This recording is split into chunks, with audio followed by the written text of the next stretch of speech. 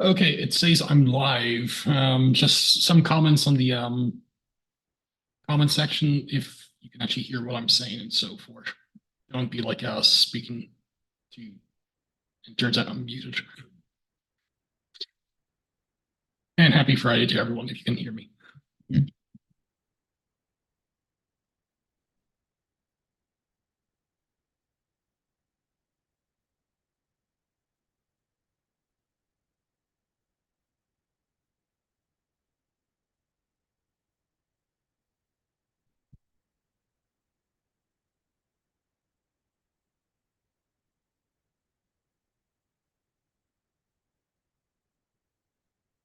Okay, well, I'll wait for a few minutes until some other people pop on. I was scheduled to do this at 5:30, but I decided to do it around 5:10. Everyone else in the office left early, so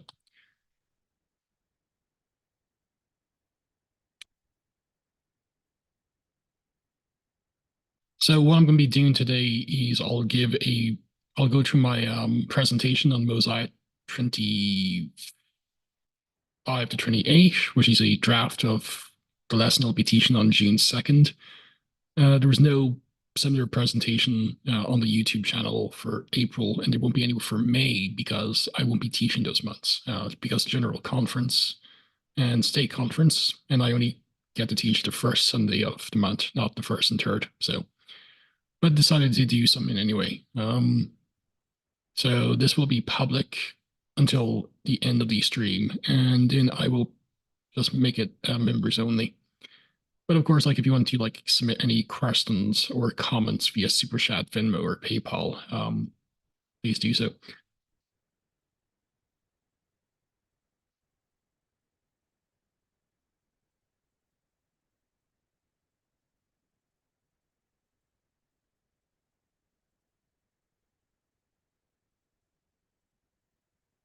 So what I'm going to do, I will actually just share my screen. Screen. Here we go. Just make sure this is viewable on YouTube now.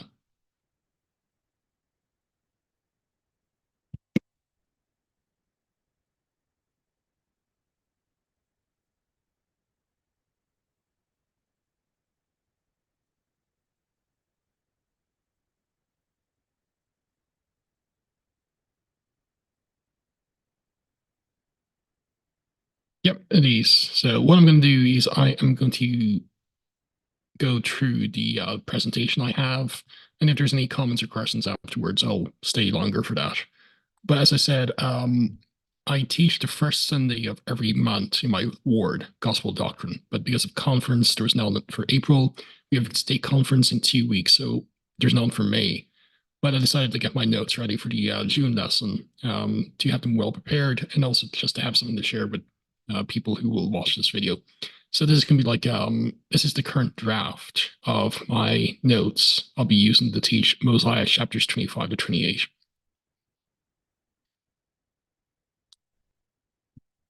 So the first thing I'll be addressing will be like a nerdy Book of Mormon historicity issue, and that's the attestation of a unique Book of Mormon person, i.e. Mulek. Now in Mosiah 25, 1 to 2, we read of, and now King Mosiah caused that all the people should be gathered together.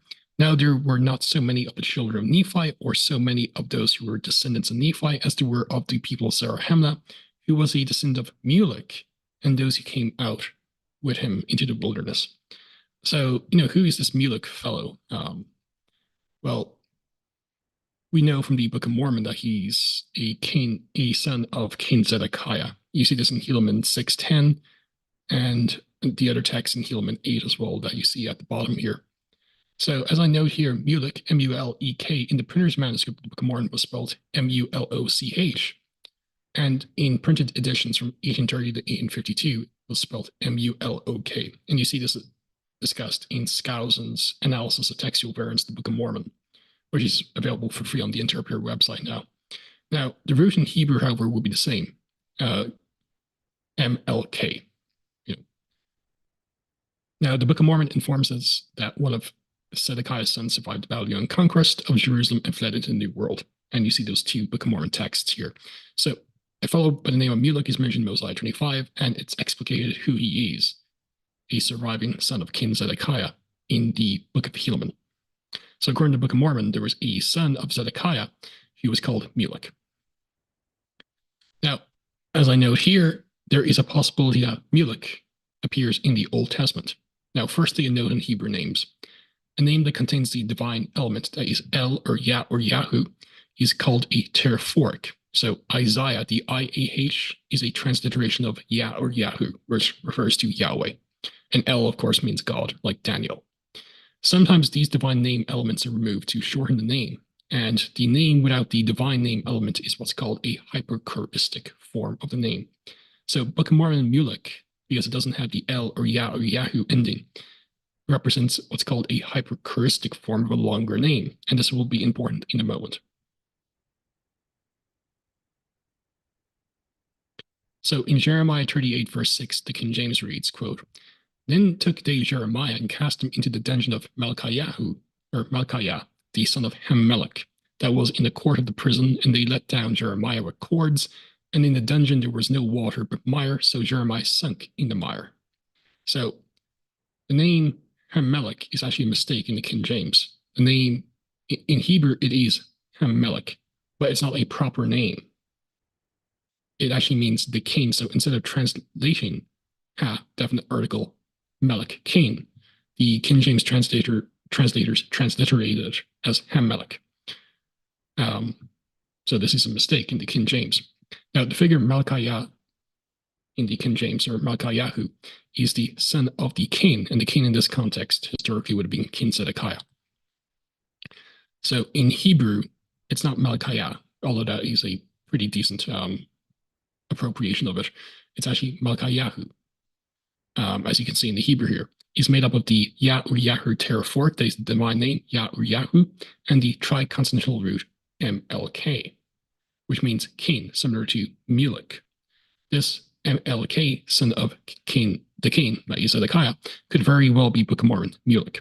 So the amount of Hebrew knowledge to get this would have been beyond Joseph Smith's capabilities, because he had not yet learned Hebrew until the mid-1830s, initially under Seixas and then later Naibar.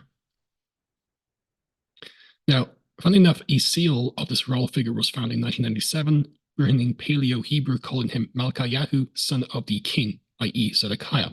So it's a very real possibility that seal attests to the historicity of a unique Book of Mormon character. And the following is actually taken from Nahum Avagad, Corpus of West Semitic Stamp Seals, Revised Edition 1997, page 55. And you can see here, belonging to Malchiyahu, Melchiyahu ben Hammelech, son of the king. So, and this, although it initially appeared in the black market, this is considered by scholars to be an authentic seal. It's not a fraudulent seal. So for a fuller discussion, see Jeffrey Shadwick's article, Has a Seal of Mulek Been Found? Journal Book of Mormon Studies, Volume 12, Number 2 from 2003. I know my friend Jerry Grover has discussed like the Mesoamerican background to Mulek, but that's beyond my pay grade. I'm not a Mesoamericanist. Be that as may, as Jeff Lindsay writes in these articles summing up Mulek, one thing is clear: the Book of Mormon account is highly plausible and offers details consistent with modern scholarship in ways that seem to make Joseph Smith either a miraculously lucky guesser or a miraculously blessed prophet who translated a genuine ancient record with the power of God. Because here we actually do have the attestation of a unique Book of Mormon person.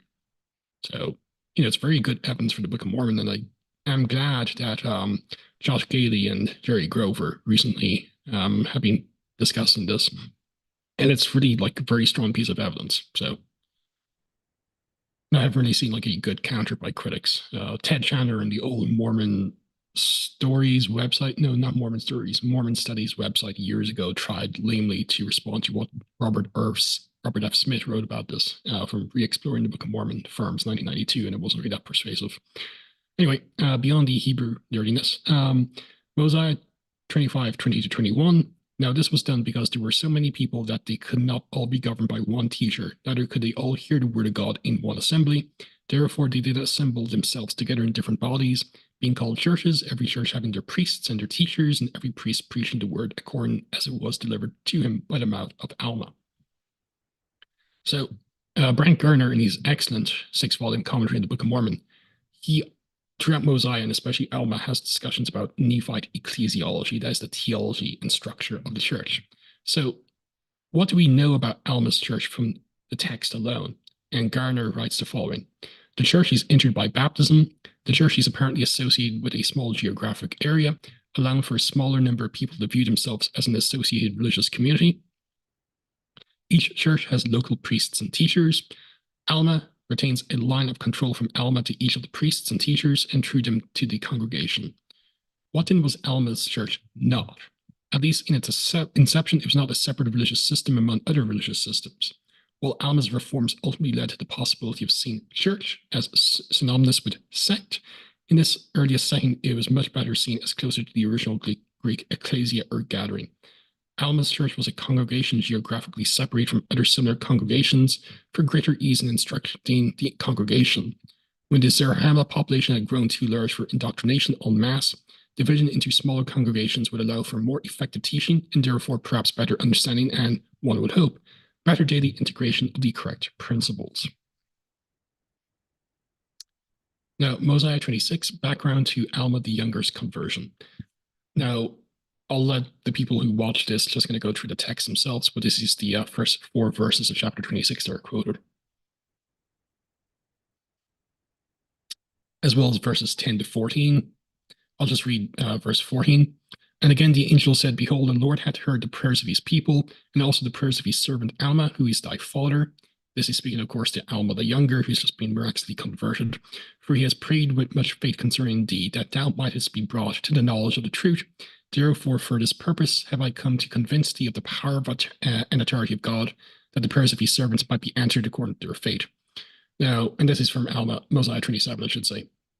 So this kind of shows the very important, the efficacy of prayer and how, because Alma the elder, Alma the younger's father, of course, and the people were praying for their conversion, God acquiesced to that. So we can see like prayer can move God. You know, he's not an unmoved mover. And this kind of will be, and I'll be raising the issue of, say, the efficacy of prayer and so forth. One text I often refer to on the blog, you know, and I think it's one of the greatest examples of the efficacy of prayer is Exodus 32 to 33. And in bullet format, let me just say, 1, God determines to destroy all of Israel for worshipping the golden calf. 2, Moses pleads with God to relent, reiterating the promise to Abraham and the potential mockery from Egypt. 3, God rescinds his threat to destroy all of Israel, yet punishes the leading perpetrators. 4, Moses spends 40 days prostrate and fasting to appease God for Israel's sin. 5, although temporarily appeased, God refuses to go with the Israelites through the desert because they are so stiff-necked he might destroy them on the way. 6, Moses pleads again with God to change his mind. 7, God changes his mind and decides to go with them. 8, then God then remarks on the intimate relationship he has with Moses as the basis of his decision to change his mind. And 9, God confirms this intimate relationship by showing Moses part of his actual appearance. By the way, this passage is informing Paul's quotation in Romans 9 of, you know, I will have mercy on whom I will have mercy, and I will have wrath against those who I will have wrath. You know. So Exodus 32 to 33 is referenced a number of times in Latter-day Saint literature. One example is from Lorenzo Snow from a sermon May 6, 1882 in the Journal Discourses. Moses, for instance, had such power with the Almighty as to change his purposes on a certain occasion. It will be remembered that, just kind of get rid of the marker here because it's obscure in my view, that the Lord became angry with the Israelites and declared to Moses that he would destroy them, and he would take Moses and make him a great people, and would bestow upon him and his posterity what he had promised to Israel. But this great leader and lawgiver, faithful to his trust, stood in the gap and there pled with the Lord on behalf of his people. By the power that he could exercise and did exercise, he was the means of saving the people from threatened destruction.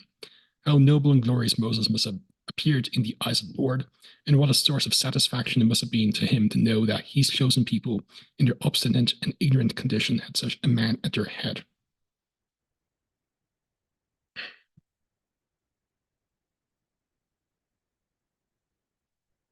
There's other texts in the unique Latter-day Saint canon about the efficacy of petitionary prayer. One is from March of 8, 1833. That's verses 1 to 2, D&C 90. Thus saith the Lord, verily, verily, I say unto you, my son, thy sins are forgiven thee, according to thy petition For thy prayers and the prayers of thy brethren have come up into my ears. Therefore, thou art blessed from henceforth that bear the keys of the kingdom given unto you, which kingdom is coming forth for the last time. I like what Daniel Ludrow writes. The Lord has promised that if we ask in faith for that which is right, we shall receive. However, he has not promised the manner or the time in which the prayer will be answered. When the angel appeared to Alma the younger and the four sons of Mosiah, the angel made it clear that he had not appeared to them because of their own worthiness. Rather, he said, for this purpose have I come to convince thee of the power and authority of God, that the prayers of his servants might be answered according to their faith. And the angel pled with them to repent of their sins and seek to destroy the church no more. Then the prayers of the righteous members of the church might be answered. Evidently, it was primarily because of the faithful prayers of Alma the elder and the other members of the church that the angel appeared to Alma the younger and the four sons of Mosiah. Now, there's a alleged, and I don't really believe it's a real one, but a purported discrepancy between the conversion accounts of Alma in Mosiah 27 and Alma 36. Alma 36 states how Alma was basically experienced eternal judgment, if you will, for 3 days and 3 nights, while in Mosiah 27 to 23, it says the people were fasting for 2 days and 2 nights. And some have said, well, this is a discrepancy. No, they're describing different things. There's a difference between fasting for someone because you have to be informed about the person's situation to start to fast and pray for them and so forth. So there seems to be like a 1-day delay between Alma basically falling into like his state for those 3 days and 3 nights, and the people fasting for those 2 days and 2 nights. As Ludlow notes again, some readers of the Book of Mormon have claimed that there is a discrepancy in the accounts of the conversion of Alma, as recorded in Mosiah 27:23 and Alma 36:10. Now, it is true that one account mentions, quote, 2 days and 2 nights, and the other says 3 days and 3 nights. There's no apparent discrepancy because they are not referring to exactly the same thing. In the account in the Book of Mosiah, the time element clearly refers to the period of fasting by the priests. No exact length of time is indicated for Alma's unconscious state. Note the major details of the account. After Alma was confronted by an angel and realized the enormity of his sins, he fell to the earth almost as if dead. Then he was carried to his father in his helpless condition. The father of Alma then called in the priests of the church, and after they had fasted and prayed for a space of 2 days and 2 nights, the limbs of Alma received their strength and he stood up. In the account in the Book of Alma, however, the term 3 days and 3 nights clearly refers to the total time Alma could not open his mouth nor use his limbs.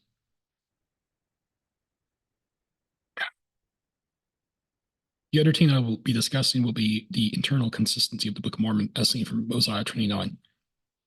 Now, the Book of Mormon actually has a lot of, the Book of Mormon is very internally consistent. One example is the quotation of Lehi's comments in Alma 36:32.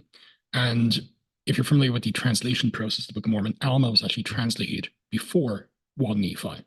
So in Alma 36:22, yea, methought I saw, even as our father Lehi saw, God sitting upon his throne, surrounded with numberless concourses of angels, in the attitude of singing and praising their God, yea, and my soul did long to be there. And in 1 Nephi 1:8, and being thus overcome with the Spirit, he, Lehi, was carried away in a vision, even that he saw the heavens open, and he thought he saw God sitting upon his throne, surrounded with numberless concourses of angels, in the attitude of singing and praising their God. So this is just one example of the internal consistency in the Book of Mormon. Wesley Ziegler, when discussing the internally fulfilled prophecies in the Book of Mormon, in his analysis of the Book of Mormon, 1947, page 7, noted that if the Book of Mormon, were a piece of fiction or phony translation, it would be quite a feat to make numerous prophecies during the course of the Book of Mormon and have those prophecies fulfilled, not forgetting to fulfill any of them, and fulfilling them in such a way that the foreseen event fits into the subsequent plots easily and consistently. So, it's quite a feat that the Book of Mormon has such a strong level of internal consistency. Now, this does not prove historicity, but is consistent with a translated text. So, at the very least, it's consistent with a high level of verisimilitude. Now, Mosiah 29, Mosiah's speech being influenced by the Jaredite records. Now, Mosiah 28, verses 17 and 19 reads, now, after Mosiah had finished translating these records, the Jaredite records, behold, he gave an account of the people who were destroyed from the time they were destroyed back to the building of the great tower. At the time, the Lord confounded language of the people, and they were scattered abroad upon the face of all the earth, yea, and even from the time back until the creation of Adam. Now this account did cause the people of Mosiah to mourn exceedingly, yea, they were filled with sorrow. Nevertheless, it gave them much knowledge, in the which they did rejoice. And this account shall be written hereafter, for behold, it is expedient that all people should know the things which are written in this account. Now, the following is actually from an article by John Trellis. The immediate situation that prompted Mosiah to institute a system of judges to govern the Nephites was the departure of his 4 sons. The people asked that Aaron be appointed king, but he and his brothers had gone to the land of Nephi to preach to the Lamanites and then renounced their claims to monarchy. That's Mosiah 29, 1-6. Mosiah had other reasons for abolishing the monarchy. One of these was the iniquity that resulted from King Noah's reign over the Nephites who lived in the land of Nephi, who had recently immigrated to the land of Zarahemla, where Mosiah reigned. Mosiah 29, 17-24. But most of the reasons Mosiah gave his people had no precedence in Nephite history. Rather, they appear to have been prompted by Mosiah's knowledge of the Jaredite history that he had recently translated, verses 11-19. In his message to the people, Mosiah noted that, quote, "He to whom the kingdom doth rightly belong has declined, and will not take upon him the kingdom. And now, if there should be another appointed in his stead, behold, I fear that there would rise contentions among you. And who knoweth but what my son, to whom the kingdom doth belong, should turn to be angry and draw away a part of the people after him, which would cause wars and contentions among you." Verses 6-7. Such a situation had never occurred among the Nephites, but was common among the Jaredites for brother to rebel against brother or father and draw away part of the people to wage war. You see this in Ezer 7-4-5, 15-17, 8, 2-3, 9, 11-12, 10-3, 8-10, 14-32, 11-4, 15-18. Indeed, the idea in Mosiah 29, verse 7 of drawing away supporters is known in the Book of Mormon only from the Jaredite record. Ezer 7-4-15, 9-11, 10-32, 10-32. Mosiah stressed the wickedness that King Noah had caused the people to come into bondage, Mosiah 29, 18-19. This is also a common theme in the Book of Ezer. For example, at the time kingship was first established among the Jaredites, Brother Jared warned that it would lead to captivity, Ezer 6:22-23. During the history of the people, a number of kings were conquered by their own son or brother and made to serve in captivity, Ezer 7:5-7-17, 8:3-4, 10, 14-15, 30-31, 11-9, 18-9, 23, and 13-23. One of Mosiah's justifications for allowing the people to elect their judges was that it is not common that the voice of the people desired anything contrary to that which is right. But he knew that if the time comes that the voice of the people doth choose iniquity, then is the time that the judgments of God will come upon you, yea, then is the time he will visit you with great destruction, even as he had hitherto visited the land. Since the Nephites had not experienced such great destruction on this land, Mosiah must have had the destruction of the Jaredites in mind. Significantly, Joseph Smith did not dictate the story of the Jaredites until long after he had dictated the Book of Mosiah, so doing that earlier effort, he could not have known the historical details of the Jaredite kingship. That these two widely separated records agree in such detail evidences the authenticity of the account of Mosiah as having translated the Book of Ezer and becoming acquainted with its content. It is also further evidence for the internal consistency of the Book of Mormon. And that's Trentlis's article, King Mosiah and the Judgment, Insights, Volume 20, number 11, November 2000, page 2. We also see how Mosiah II is a lawgiver.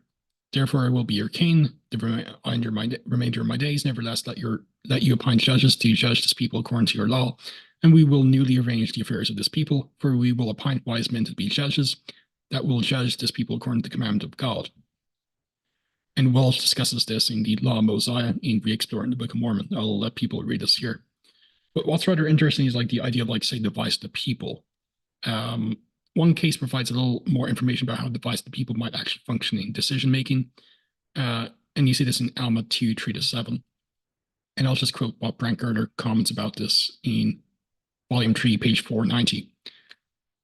This passage in the Book of Alma describes the peoples assembling in groups, possibly several groups in several locations, and presumably at the village, town, hamlet level among king compound lines. The population was already too large to allow for a single assembly split into two. At each location, the two opposing bodies had much dispute and wonderful contentions. While this division may possibly have been figurative and the debates individual rather than communal, I argue that we should read this verse literally in collective and organized, though not necessarily orderly debates. The voice of the people appears to be quite literally be a group function, not a synonym for ballot casting. I propose that these groups, probably of men only, create vocal and wonderful shouting matches from 2 pints of a public space. Then men moving from one group to another as they were persuaded by the arguments. As one group attained the majority of the collective, vice would be manifest in their increasing numbers, while the opponent's numbers decreased. Therefore, the vote was determined for that village, town, hamlet. So that is the current draft of my notes. And yes, my gospel doctrine classes are a bit nerdy. So Kale said he was in my ward when he passed away. Are you talking about Trentness? Because I know he was in the Bella Vista ward. So, and if so, I'm kind of jealous that you actually got to meet him. He was brilliant.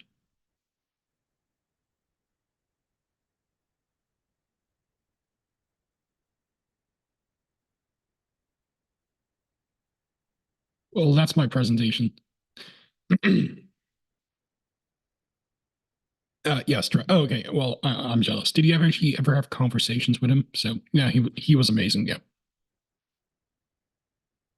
Okay, so that's my kind of presentation. I just thought I'd do something, but yeah, if you guys have like any questions or comments, feel free to put them in the chat. If not, I'll just probably start walking home now.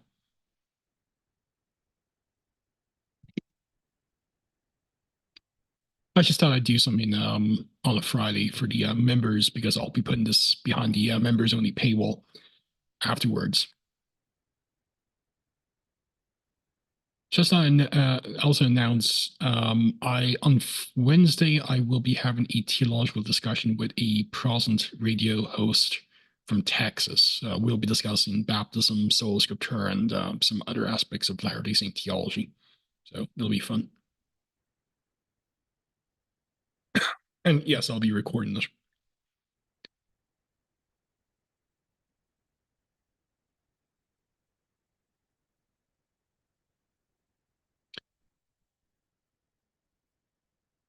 Josiah says, imagine Captain Moroni and Power having the heated discussions around awards, gospel talking class. That'd be awesome. And the Yagads, that was really good. I wish I grew up with GD teachers like you. Come to Utah. I mean, that's where I am at the moment, you know.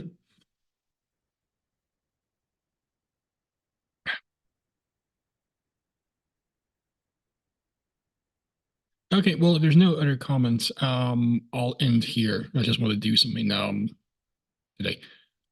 But yeah, I'm wishing everyone a happy Friday, and hopefully everyone will have a great weekend. I'll be adulting, so I'll be doing laundry and stuff tomorrow. But as I said, I might have something on Monday that will be recorded, but it'll be recorded by Travis Anderson. But on this Wednesday, again, I'll be having a discussion via Zoom with a Protestant from Texas who runs a well, he kind of does a calling show, some kind of radio show. I don't know too much about the deals, but he's a Baptist of sorts, so that'll be fun. Kale says, not substantive, but I love the title font, and thanks for your videos. Welcome. Josiah, I can almost guarantee Merle would raise the issue of activity funding. That's funny. And Kale, they gave me a great bit of encouragement being bold in the testimony of Christ. Cool. Well, if there's nothing else, I will end it here. I'll put it behind the members only paywall so everyone's support the YouTube channel and blog. And of course, like if you guys want to support, like say this, become a channel member or Venmo, PayPal in the links below. So yeah, hope everyone has a great weekend, and I'll try to do another proper full live stream soon. So take care.